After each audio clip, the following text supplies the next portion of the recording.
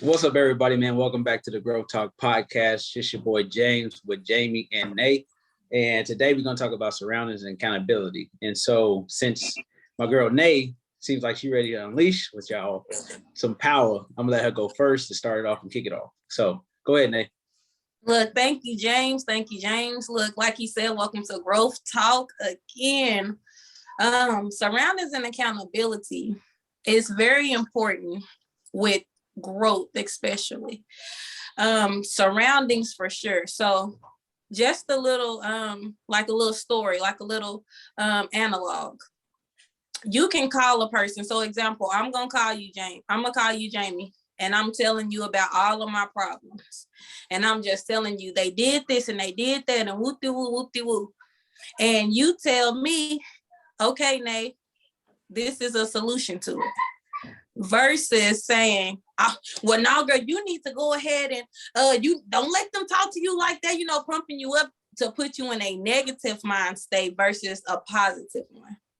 So even with the GSN, I'm just appreciative to have surroundings like you guys versus a negative outlook where it's going to take me down this road versus take me down this path.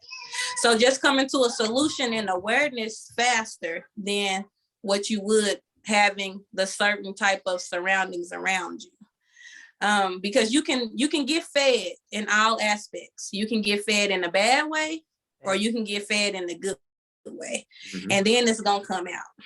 So that's one reason why surroundings is important. And then I'm going to just talk a little bit about accountability, because again, it's definitely big with growth. And you have to hold yourself accountable in certain things. Instead of going around blaming this person and that person because you didn't do this or do that. Man, so-and-so did this to me, so I ain't going to be able to. No, because at the end of the day, it's you. We have choices at the end of the day, whether you want to admit it or not. But I promise you, when you hold yourself accountable, you will feel a lot more, like you will feel a lot better versus having a heaviness on you. And I'm speaking from experience when I didn't hold myself accountable for certain things just because how it made me feel. Like, man, like, whew, the world really don't revolve around you, Nate. Like, which, I kind of had to be like, okay, Nate, it really doesn't. Hold yourself accountable on why this isn't going this way or that isn't going that way. It's you at the end of the day. So I would definitely say those reasons right there, just alone, is definitely with surroundings and accountability. Most definitely. Yeah, sure. James, I can just go off that. It's like, yeah, it's always a choice. I mean, really, that the way you said it is basically sums it up, because everybody does have a choice in this. The problem with that is people don't want to take ownership for that choice. Mm-hmm. And so when you say if it's a wrong choice or a great choice, I mean, if it's a great choice, we always want to take, oh, I did that, I did this. And then it's like, yeah, it came from me. But if it's a bad choice, then it's kind of like, no, that's their fault. It's like, you don't want to take ownership for it. Whether if it's good or bad, you should take ownership because it's your choice. Mm-hmm. And so just to go off that alone, that's the issue with a lot of people, is they don't want to take ownership with their choices. And it's just, you're giving basically free will to have your choice. And so if you can't take ownership for your own choices, then you can never grow personally, in my opinion. Because if you can't, man up or woman up to do that, then it's like, how can you be trusted with more? And so that kind of ties in with anything, honestly, besides just choices. It can tie into, parenting. It can tie into, just anything really. And so that's just my take on the choice aspect of everything. But it was a quote. I mean, I'll let you go, Jamiee, and give your 10 cents on whatever you want to say about it as well. Just kind of piggyback off that. But I have another thing I want to talk about. Okay, cool. Y'all said it perfectly. Like, I think ownership is a big key with accountability, like what you were saying, James. Like, because a lot of times people rather point the finger at everything. It don't even be people. It can be a object. Like, this is why this is why I couldn't get this done or couldn't do this. And like I was sharing with Chelsea a few minutes ago, like there's always a solution to everything, but you have to dig deep within and realize, like you said, James, take ownership of what you can do. You know what I mean? Because there's things that's within our capabilities that we're bringing to our problems. A lot of the times, our problems is because of us. It's just, and it goes back to our thinking and all of that stuff. But yeah, accountability, ownership, I think that goes hand in hand. And it's great to have surroundings that help you stay accountable, because it does get tough, it does get hard, and we're human, you know what I mean? And you know, on them tough days, you need a group of people, or you need positive people that's going to encourage you, that's going to push you out of those funks. Sometimes it's not saying always looking for those groups to be motivation. It's just that extra plus, because it does help, you know what I mean? Versus like what you were saying, you talking to someone, they agreeing with you. Like, I don't, if I'm looking for a solution, I don't need you agreeing with me on why, or if I'm put it like this, if I'm making an excuse, I don't need you making the excuse with me. Like, man, yeah, like, and now that's it. But there's nothing else to it. So you can kind of add on to that, where if people need a solution, and you ever get the sense of, like, when people ask you, hey, is this a good idea? Is this a bad idea? You give them your 2 cents on why it's good or why it's not a good idea, but then they don't take it. Give them the solution, but then they end up saying, well, no, I don't think it's like, and then it kind of messes with your mental, because it's kind of like, then why are you asking me? Seriously. So if you don't want me to be honest with you, I'd rather not, you ask me, rather than, okay, if you're not okay with me giving you my answer, then don't ask me. Right. Because I'm not going to that's just me. I'm not going to sugarcoat something that can help you. But then if you don't want the feedback, because we all have this problem, we've all had this problem. If you haven't conquered it, we all have this problem. And that's basically, you're taking, what's the word I'm trying to use? Like, not criticism, but you're trying to take, it's called like positive criticism, I guess you could say. But anyways. Constructive. Yeah, constructive criticism, yeah. And so when you're trying to take that to be better, like you said, Jamiee, it's going to be hard. And stuff like that is going to be hard. But you have to kind of overcome it, because it's going to make you better in the long run. And that's another thing that goes what you said, Nay. It's like the choice thing. It's like people they don't know how to make their choices, or they don't know how to make the right choices. So they end up asking people, hey, or like advice. But then it comes back to the negative thing, to where you ask for the advice, but then you don't take the advice. So what do you really want? But to go with that too, Jane, like sometimes what I realize, sometimes people just love talking about their problems. And so then that's when you gotta decipher, wait, hold up. Are you enjoying this? Or you seriously? Or you want a solution? Because I done been through that. Like, people will flood you with they come in with the same, it's like, I done gave you about 5 or 10 different ways that you can get around this. Now I'm drained, I'm frustrated, I'm exhausted. My wife is pissed off because I done spent all this time on the phone with you. And we talking about the same problem that you ain't taking the advice on.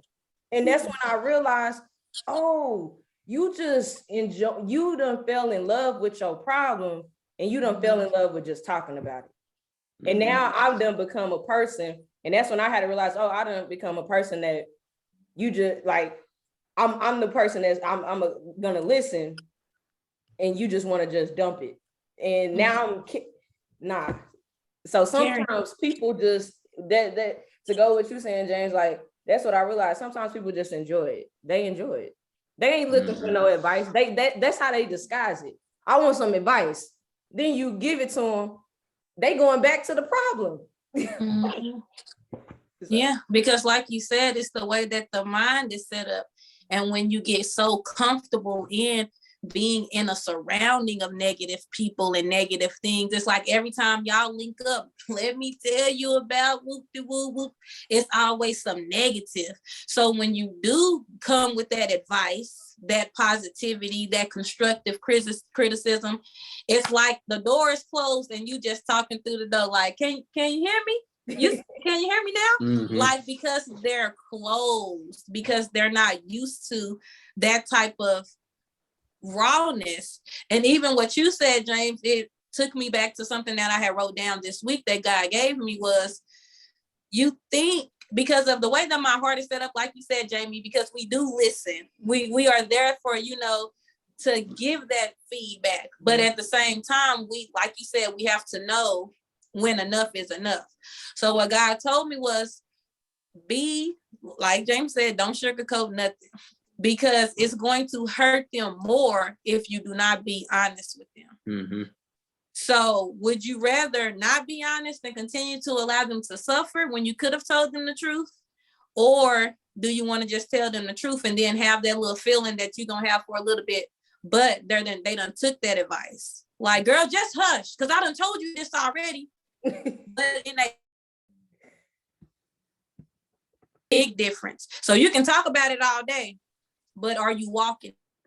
Are you doing it? Like, so that goes back to that accountability, having those surroundings around you. Because somebody else would have been like, girl, yes, I have woo-woo. But like I told her, no. She was like, dang, you gonna give it to me like that? I said, I mean, because it's like we are here for solutions. Like, I do not want to continue to be a hamster on a wheel going around and around and around in circles. And I don't want my surroundings like that either. Like, so if you say that I hurt your feelings and you don't want to talk to me no more, cool. It's fine. I still love you from a distance. I'll still pray for you. I'll still keep you uplifted. But hey, like, you can lead the horse to the water, but you cannot. Yeah. Man. Exactly. Woo. And Go ahead. Pause for a second. Yeah, pause. Yeah. But viewers, listen, you're gonna make mistakes. Anybody can do this. It is what it is. Keep going, y'all. Okay, go I think ahead. it only paused like for a second though. Okay. It didn't cut out too much. But on your faith thing, it's actually funny because I was actually talking about that not too long ago. As far as like, you can have faith, but you can have faith, you can talk about faith, but which one do you really have? Because you can talk about faith all you want, but then something comes up and then you was like, everything's out the window. Okay, do you really have faith then? Because you're not walking in it. And so that's another struggle people have, which I have sometimes too, but it's like, okay, if I know where I'm going, if I know where I need to get to, then have the faith behind it. And you can't talk about it and not have it. It's two different things. Yeah. You have to actually have the faith. You can't just talk about having faith. Like, oh man, I got faith behind what I'm about to do, but do you really? Because not to get like biblical or anything like that, but God can really know if you really have faith or not, because you're are you just saying you have faith to portray this image, or do you really have faith? And so don't test you. Don't test it.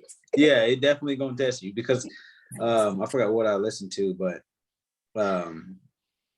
say if you wanna, I'll come back to that. But either way, it was more so, if you were to leave this world the next day and you're complaining, I was telling somebody this earlier, if you're complaining about what you had in the future that you was looking forward to, but you passed away the next day, God's not looking forward to you complaining about what you could have did in the future. He's looking at what you did in the past, or what you did on your years here on earth, more so than anything. And just like whatever you're like, the problems people have and talking about, it's kind of like, okay, you're still dwelling on what you have that's a problem.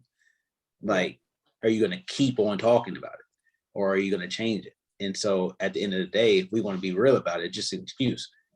But people don't want to hear that. Yeah, they don't want to hear that excuse word. But we all done made excuses, though. It is what it is. Like, and it goes back to what we were saying with surroundings. That's why it's so important that you have the right surroundings, because that foundation, having mentorship, it helps you grow. It helps you get rid of the BS that you've been telling and feeding yourself. Like, you get what I'm saying? And then and with faith, like, cause it's gonna get tested, it helps with, again, with having surroundings that's on the same page, because they're, when they see that, maybe, okay, well, that looks like fear, that's, instead you're seeing, it seems like you're talking to fear instead of faith, you can get that pointed out. Or just someone else's testimony, looking at someone else's testimony, that's in that surrounding that you're in, can encourage you and push you and help you where you're at, so yeah, man, faith is big, surroundings is key. Yes. Accountability too. And that goes around what you said just now, being tested. Like, if you're going to get tested, like, say, for instance, you want, let's see, what analogy can I use? The only thing that comes to mind is food. So, like, we just did our fast. So, say, for instance, hey, I want to fast from, you say to God that I want to fast from cupcakes, blah, whatever it might be. God, you're not just he's not going to magically make cupcakes disappear from the world. Right. It's just, that's not going to happen. He's actually going to probably bring you a cupcake into your life. No, but for real. That can test you. And so that's basically how it works. There's like, I don't know, people just, pray about, like, I've been reading this book and it's funny. It's like, it's, prayer, your foundation is for success. And it's funny because people pray about a lot of stuff, mostly what they want. And so everything that you want, he's going to give you the opposite to see if you even deserve it. Man. And so I think it's so funny because I've learned that multiple times. Like, if I want something, it's going to be the complete opposite. So am I ready for it? But like you said, at the end, it's going to be like, was it worth it? Like, is it worth it? Because you are going to go through that journey, that process of it. But then at the end, because you was obedient and you stayed the course, and now you get this reward. Like, I'm sorry, my mind went blank. It went on something else, but I'm trying to stay on topic. Nah, you let it flow. Definitely say something Whatever's else. on your mind. Just say it. Because I was going back to what James was saying about prayer. Like he said, we as people and just our flesh, like, we pray for things that we want or we think we want, but then we in specifics, like, God, I want this car, but let me tell you, God, exactly how I want you to send me this car. Like, God, I don't want to go through this, I don't want to go through that, I just want to go in there, I want to sign the papers, I want to get the car. But man, you didn't know that getting this car, you was gonna go through this. The car that you had was gonna break down. Shoot, now you're trying to get rides. Now all of you have to go through all that just to get your car. But he also tells us not to pray repetitively, like, to just listen. Like, the way you said it. Yeah, you said it once. He's heard you. Exactly. But because we don't have it and we want it still, Lord, maybe you didn't hear me. Now, but you know what I meant, Lord. So, but that's the thing too. That's the thing. You said it. It's specifics. I never say that word right. It's in specifics. And so you can say, hey, you want a car, but then if he give you a 1950s car, you get mad about it. But you asked for a car. You didn't say specifically what kind of car. And so you have to be real about what you really want. Like, write it down, like, to the T. Yes. Make it plain. Don't write it in your phone. We get so caught up in the phones. Write it on the paper. Write it on the paper. And he's keeping you accountable. So it's really not, you're not going off topic. It's just accountability.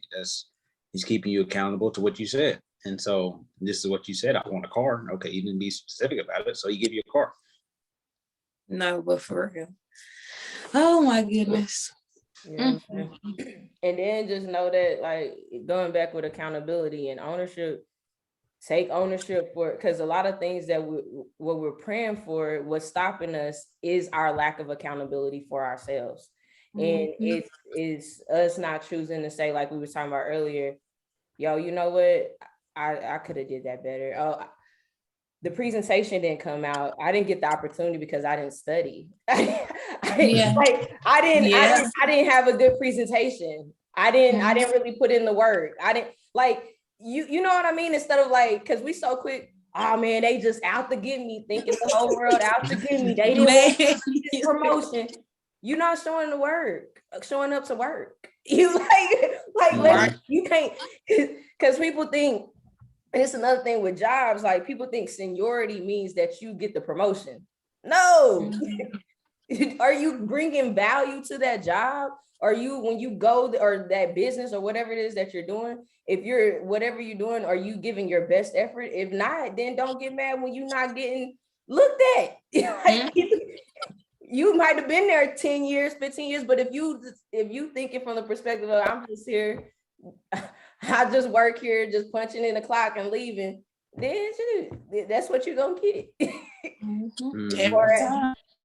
You know what I mean? So, and that's something I had to learn, but like, we gotta, like, accountability is so key, because a lot of times we have the power to change things, and those things that God is bringing in our life to test us for the things that we're asking for, is so our attitude and our character can get better. And so we can basically put in a mirror in our face, you know what I mean? And then having those good surroundings also put that mirror in your face of like where you can grow, where you can improve. It's not about like looking at somebody like, oh, they better than me, because nobody's better than anybody, or is not looking at it from the perspective of being competitive or intimidate. Like, no, because you want to be around people that do think high on a higher level, or that do think on the same level or higher than you, because that's how you grow. That's how you learn. That's how your capacity, you know what I mean?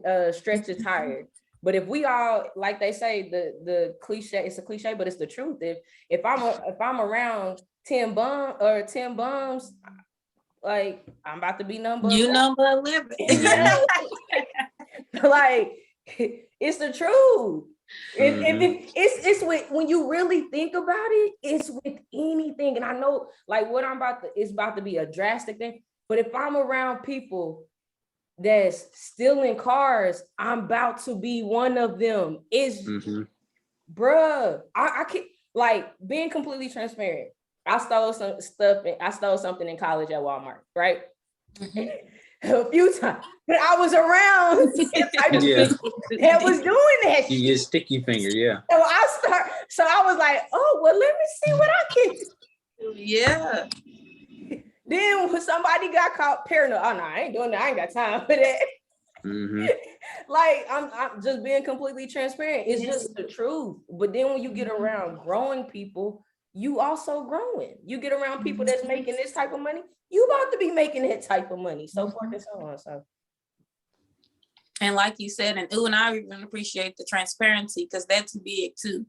Being transparent and also being open to even receive the information, and being transparent. So, like, thank you for letting me know what's going on, so now I can actually give you an accurate solution. You know, versus you over here sugarcoating and making stuff sound good. Now I'm about to give you an answer based on what you told me. Yeah. So it's like that transparency is big. But y'all know that's a whole nother topic right there, that transparency. Y'all got anything else y'all want to say before we hop off? Or I know we always end with feedback. Any feedback y'all want to leave the viewer? I just say, just hold yourself accountable and know about your surroundings. Surroundings is probably bigger than accountability, because we start off with surroundings. And even if it's, because that's the major thing is surroundings, because your family can be your worst surroundings. And so understand that too. It might be hard to tell them, but if you want something or you want to go, you just have to keep it straight up. And just being transparent. For the viewers out there that don't know about Hugo, Oklahoma, or Hugo, America, literally so small, if you blink, you will miss it, literally. That environment of like just settling, like this is it. And when I got away from that, it felt so good. And then now people back home will look at me like, ooh, she thinks she better, or ooh, she this or that. But I switched my surroundings. like I started tapping in with mentors and started listening to podcasts versus some mess over here, some type of drama. Let me call you, girl, let me tell you. Instead of like, I'm switching my everything up. So it's like, yes, I love my city. I do, because it made me who I am. It pushed me to know like, hey, either you gonna get with this or you gonna switch up some stuff. Like taking that risk. Like, hey, woo, I'm scared. I ain't gonna lie. I moved to Oklahoma City in 2010 by myself. I had family up here, yeah, but it still wasn't, so by myself, like just taking that risk because I didn't want what I was seeing. Like same people doing everything at the, like riding around blasting music, who got the cleanest car, who got this and that, who the cleanest, but now they don't even have nowhere to lay their head. They talking about this person and that person because they bitter inside and they haven't even been open to even grow, or again, hold even yourself accountable for what's actually happening in your life. And like I said, like to my people in Hugo America, y'all, we got to get with it, like for real. Like we got to get with it. And I just pray and hope that this adds value to y'all, like for real. Like not just Hugo America, but all over. But yeah, I love y'all. That's what's up, Nay. I mean, because that take courage to do, because, small towns, it'd be tough, especially because you used to that small town routine. And yeah, man, that's dope that you made that decision, just, to bet for the betterment of you and your kids. Because I know it's other people that want to make that same decision, but be so worried about what people gonna think. Am I gonna make it? Is it all gonna work out? You worry about the wrong stuff. Just like I was listening to something earlier from Darius Daniels, just move. You just change it's changing your direction. God got all the rest covered. Like like what you were saying, James, about the future. You don't gotta worry about the future. Like you ain't gotta worry about that. God is already in the future. It's already taken care of. If you know something, making a change or making a move that's going to be for the betterment of yourself or your kids or family, whatever, do it. And then worry about it, and don't even worry about it, because God got it all covered. You ain't got to have everything all together. God will send people your way to help you in so many ways. He will help you, first of all, and then, of course, he's helping you through other people as well. But yeah, man, like, make that move. Like, do it. I don't have, y'all said everything as far as feedback. But this is what, volume 4, y'all? Volume 4. Volume 4 of Grow Talk Podcast. We out this thing. Deuces.